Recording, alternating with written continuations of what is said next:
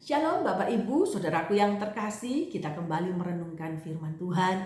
Jangan lupa like dan subscribe. Tuhan Yesus memberkati kita semuanya. Hari ini kita akan berbicara tentang kemunafikan di dalam konteks Galatia pasal 2 ayat 11 sampai 14. Mari kita akan baca bersama-sama. Paulus bertentangan dengan Petrus, tapi waktu Kefas datang ke Antiokhia, aku berterang-terangan menentangnya sebab ia salah. Ada apa ini ya? Karena sebelum beberapa orang dari kalangan Yakobus datang, ia makan sehidangan dengan saudara-saudara yang tidak bersunat. Ia makan sehidangan dengan mereka, tapi setelah mereka datang, mengundurkan diri menjauhi mereka karena takut akan saudara-saudara yang bersunat. Dan orang-orang Yahudi yang lain pun turut berlaku munafik dengan dia sehingga Barnabas sendiri turut terseret oleh kemunafikan mereka. Tapi waktu kulihat bahwa kelakuan mereka itu tidak sesuai dengan kebenaran Injil, aku berkata kepada Kefas di atas mereka semuanya, jika engkau seorang Yahudi hidup secara kafir dan bukan secara Yahudi, bagaimana engkau dapat memaksa saudara-saudara yang tidak bersunat untuk hidup secara Yahudi? Bapak Ibu Saudaraku, ini tentang makanan hidangan semeja. Saat itu Petrus makan bersama dengan orang-orang yang bukan Yahudi, non-Yahudi ya. Mereka makan bersama yang orang-orang yang tak bersunat, itu no problem, tidak masalah. Tetapi pada saat ada golongan orang yang bersunat, golongan orang-orang yang dari kelompoknya Yakobus, si Petrus ini menjauhkan diri. Ya gitu Bapak Ibu, singkat cerita, kita tahu sifat kelakuan yang dihadapkan Petrus itu membuat Paulus menegurnya. Gitu ya Bapak Ibu Saudaraku. Di situ ada perikopnya, Paulus bertentangan dengan Petrus ya. Hari ini apa hubungannya dengan kemunafikan? Banyak orang berpendapat munafik itu apa sih? Munafik itu bermuka dua. Munafik itu pura-pura baik, di belakangnya jahat. Ada orang berpikir kira-kira dalam ayat ini munafiknya di mana letaknya ya Bapak Ibu ya Saudaraku. Saya juga sempat bingung. Setelah saya baca, saya bilang, Tuhan, kira-kira maksudnya apa ini ya? Munafik itu dari segi mana ayat ini gitu ya Bapak Ibu Saudaraku. Mempercayai Injil adalah satu hal ya Bapak Ibu Saudaraku. Menghidupi Injil itulah hal yang berbeda. Keduanya ada di dalam hidup orang Kristen. Sayangnya tidak sedikit orang Kristen yang dapat menyelaraskan keduanya. Kadang-kadang mereka gagal untuk menyelaraskan keduanya. Mereka menunjukkan kehidupan yang bertentangan dengan Injil. Inilah yang disebut kemunafikan. Dalam konteks ayat ini berarti menjalani hidup yang berbeda dengan apa yang dikatakan, apa yang dipercayai, itu disebut munafik. Ini ya dalam konteks Galatia pasal 2 ayat 11 sampai 14. Gitu ya Bapak Ibu Saudaraku. Pembacaan sekilas Bapak Ibu situasi konkretnya saat itu cukup untuk mengetahui pada bagian pasal 2 ayat 11 sampai 14 itu masih berhubungan dengan bagian sebelum pasal 2 ayat 1 sampai 10. Keduanya sama-sama berbicara tentang isu sunat dan tidak bersunat. Gitu ya Bapak Ibu ya. Ini yang melatar belakangi surat ini ditulis. Nama Petrus dan Paulus pun juga muncul pada semua bagian ini. Yang tidak terlalu jelas adalah keterkaitan apa yang disiratkan. Apakah keputusan para pemimpin gereja di Yerusalem terjadi sesudah teguran Paulus di Antiokhia? Ya, isu ini penting untuk dipikirkan. Karena keputusan-keputusan itu sebenarnya tentang bagaimana orang Yahudi Kristen seharusnya berinteraksi dengan orang-orang Kristen yang non-Yahudi. Yang bukan Yahudi tidak perlu dan tidak boleh memaksakan orang harus mengikuti tradisi-tradisi mereka. Gitu ya Bapak Ibu Saudaraku ya.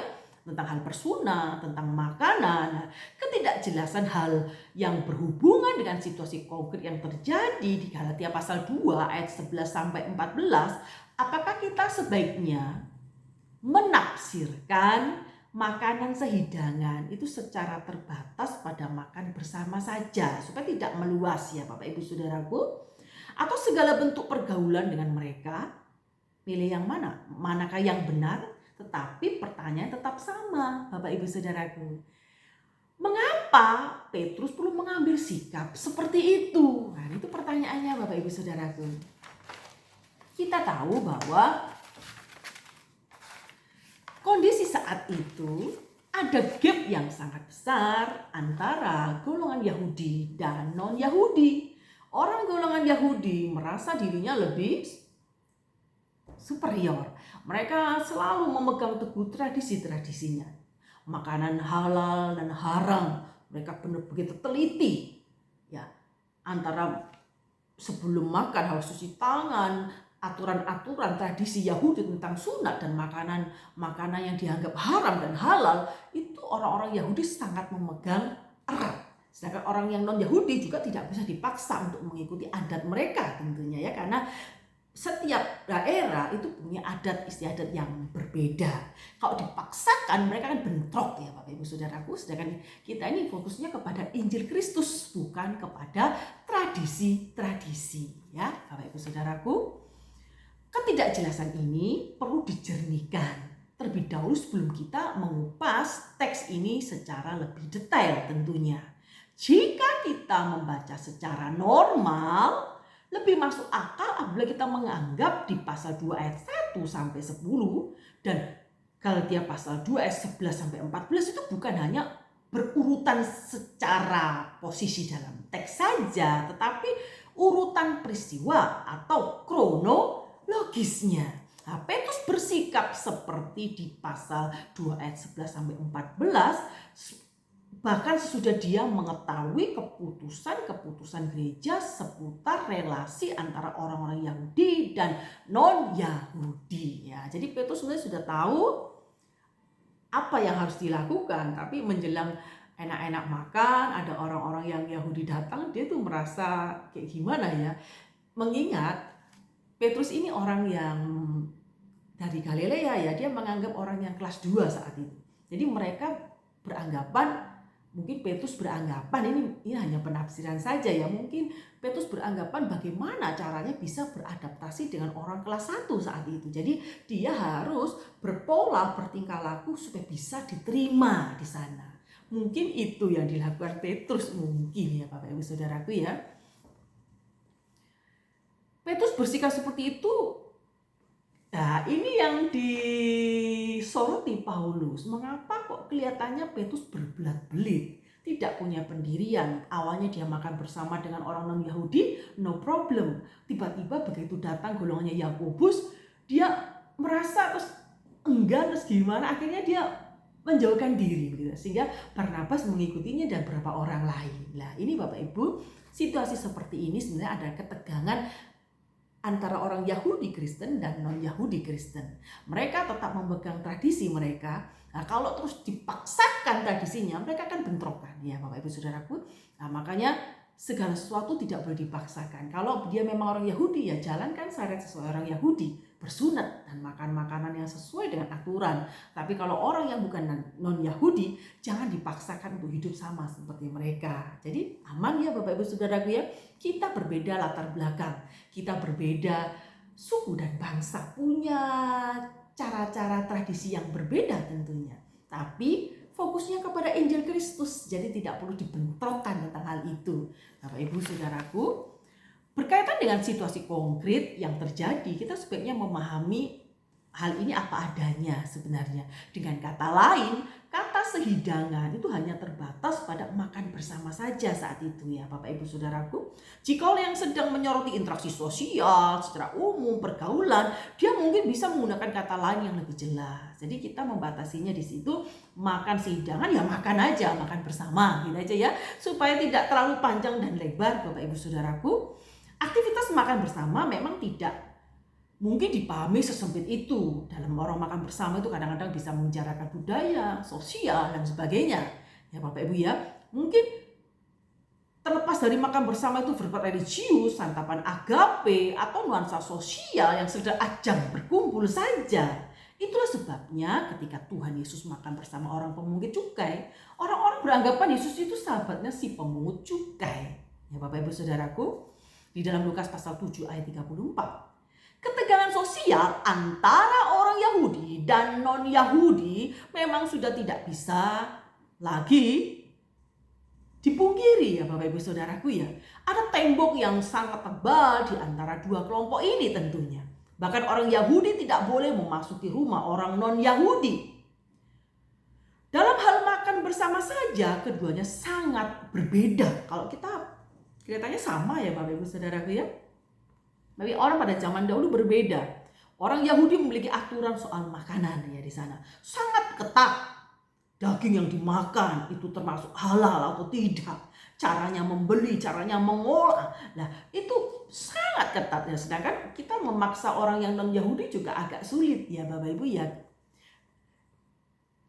Secara detail kita tahu bahwa memang di antara golongan kelompok ini ada gap yang sangat tebal di antara mereka. Selama Petrus di Antiokhia ini, ya anehnya dia pasti bersentuhan dengan dua kelompok ini kan. Tentunya ada gereja yang terdiri dari orang-orang yang Yahudi maupun non-Yahudi tentunya. Nah, jika memang situasi seperti ini kemungkinan besar mereka sudah sering menghadapi isu-isu seperti ini tentunya ya. Gereja kan campuran ya Bapak Ibu ya, ada orang Yahudi, ada yang non-Yahudi, sama kayak kita di gereja. Ada yang dari suku Batak, ada suku dari Ambon, dari Sumatera, dari Manado, dari Jawa, dari Cina. Ya bersatu di dalam satu gereja. Ya. Nah kalau Paulus ada di sana, dia pun pasti sudah menghadapi dan mencarikan solusi bagi persoalan tersebut tentunya. Ya. Ini yang melatar belakangi surat Galatia pasal 2. Faktanya awal-awal kedatangan Petrus di sana makan bersama sehidangan dengan orang-orang yang non-Yahudi, fine-fine saja, enggak apa-apa gitu Bapak Ibu ya. Tetapi ketika golongan Yakobus datang, orang-orang yang Yahudi itu, Petrus kelihatannya kayak gimana gitu ya Bapak Ibu Saudaraku ya. Kesalahan Petrus itu berhubungan dengan kedatangan golongan yang bersunat dari Yerusalem. Secara khusus dari kelompok Yakobus maksud saya. Nah, kita tidak mengetahui secara persis sih mengapa saat itu Petrus melakukan hal tersebut ya. Mungkin karena menjaga reputasinya supaya diterima orang, karena dia kan orang kelas 2 kepingin diterima orang golongan kelas 1 dan sebagainya, atau mungkin lebih ketat tentang tradisi Yahudi yang mereka harus jaga supaya nanti tidak menjadi batu sandungan atau bagaimana ya Bapak Ibu ya. Mungkin saja begitu.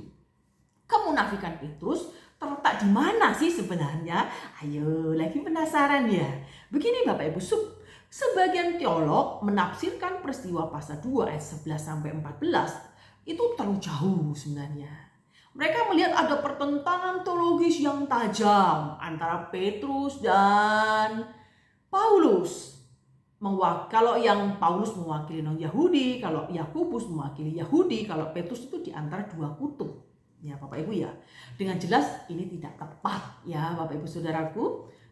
Paulus menyebut kesalahan Petrus itu bukan sebagai penyesatan, tetapi kemunafikan. Jadi salahnya Petrus itu kemunafikan. Berarti Petrus mengajarkan sesuatu tetapi dia tidak menjalankannya, memungkirinya ya gitu loh. Itu disebut kemunafikan. Dari teks ini kita belajar beberapa hal yang penting seputar kemunafikan ya Bapak Ibu ya. Paulus menyebutkan kesalahan Petrus sebagai kemunafikan, bukan kesesatan. Yang dipersoalkan itu bukan konsep ya Bapak Ibu ya. Mereka bukan bertengkar tentang konsep teologi ya, bukan, tapi kelakuannya. Hidup secara kafir, jadi tidak ada masalah dari sisi doktrinal. Gitu ya Bapak Ibu Saudaraku ya. Dan ini kita belajar beberapa hal seputar kemunafikan itu bagaimana sih? Yang pertama ini ya Bapak Ibu Saudaraku, kita akan belajar. Jangan lupa ya, kemunafikan terjadi pada saat seseorang hidup tidak selaras dengan Injil. Itu gampangannya seperti itu Bapak Ibu.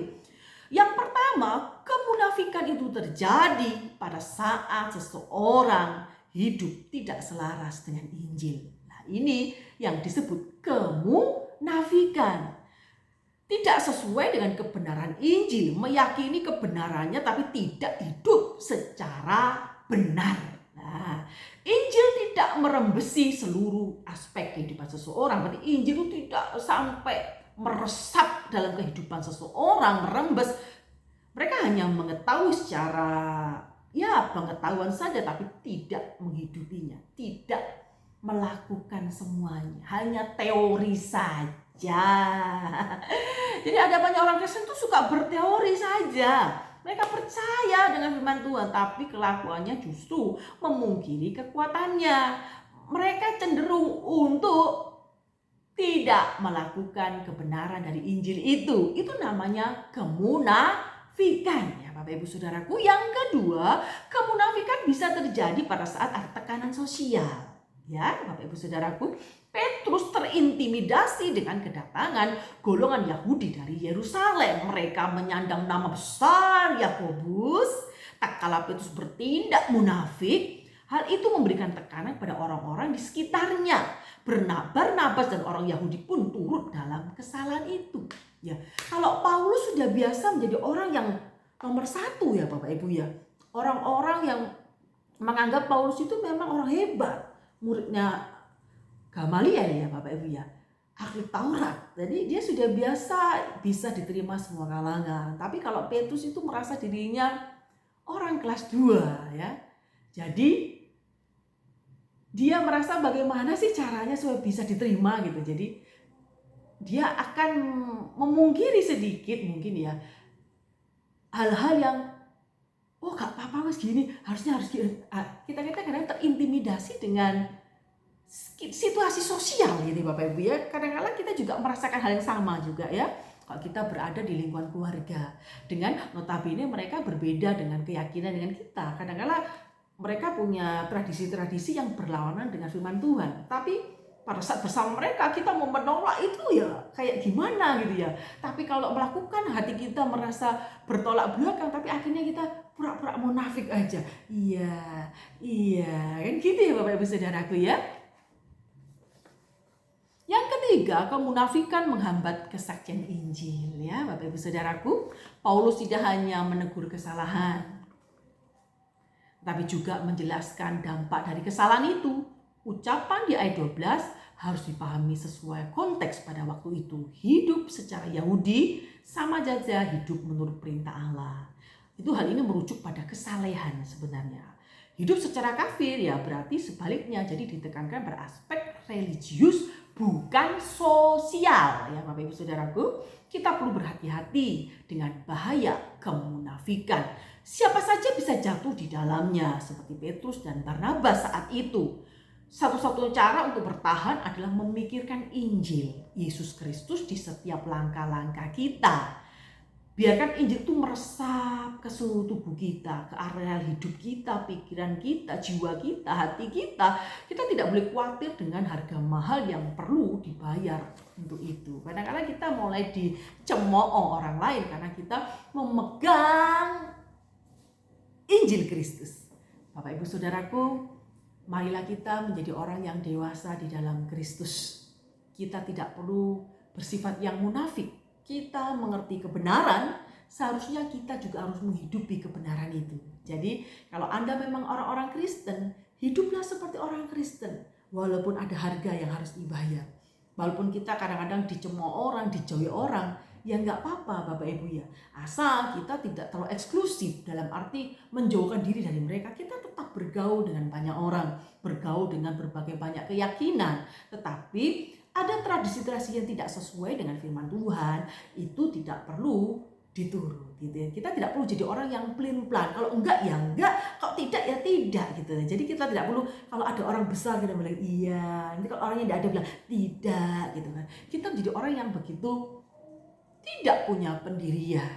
Ingatlah Bapak Ibu, kemunafikan itu adalah melakukan